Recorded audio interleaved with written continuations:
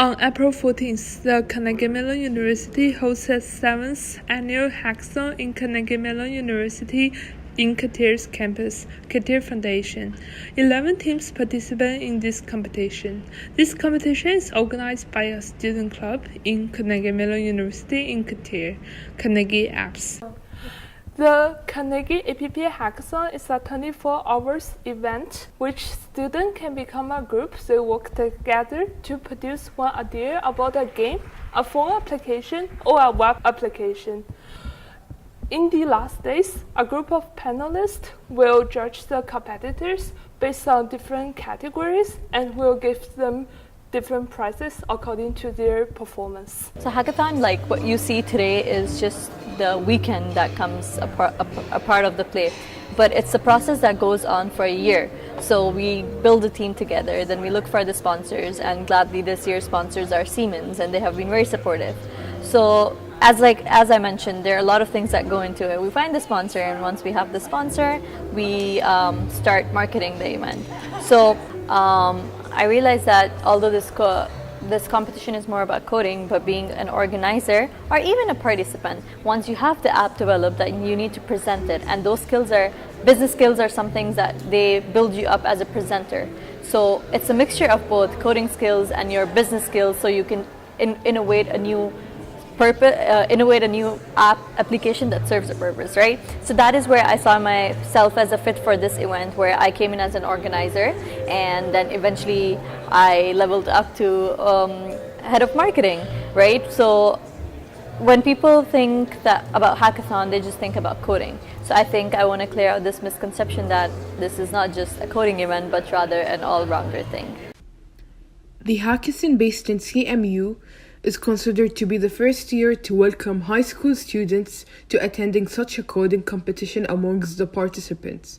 There are participants who have experienced such an activity since high school. With coding and programming knowledge, students can gain several benefits when it is implemented and rooted in schools.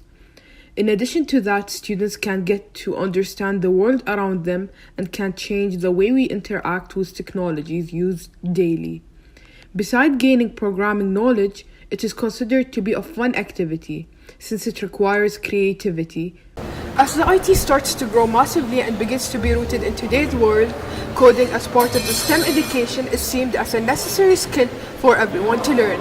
And so nowadays, it has been a trend for the young students to learn coding. For example, according to an Asian review, coding will now be mandatory in Japan's primary school starting from 2020. And different coding campus and extracurricular classes are also offered around the world. Among the participants this year, there are students who have been learning coding since high school. So I didn't start coding as course in high school, but rather I taught myself how to code on watching videos on YouTube and other learning websites. So the language I started with was C++.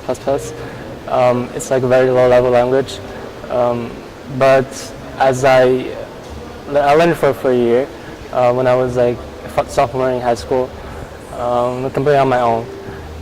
But then I got touch with Java when I was in junior and senior year in high school.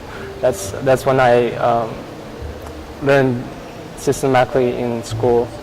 It was an AP course.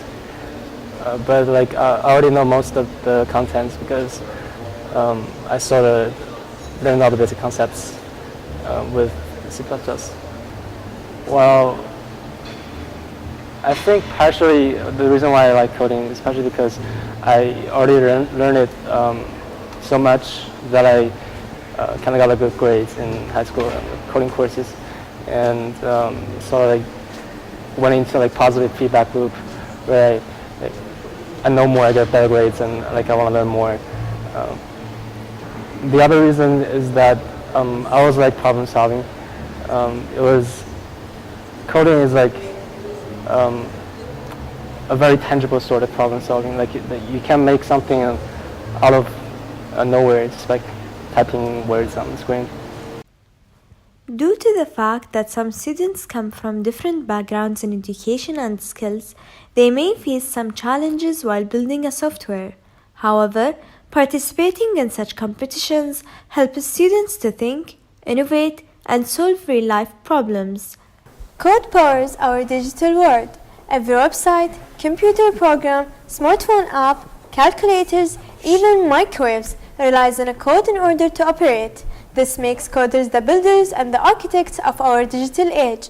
Yet, learning to code may be different and more complicated than learning any different language. Well, the key difficulty which I really had in this hackathon was basically not being a student of computer science, being from a different course such as finance and investment management, and being in this event and trying to create an application which to my perspective is like really hard, and learning coding under 24 hours. What I have really learned was really, I would say, challenging, interesting.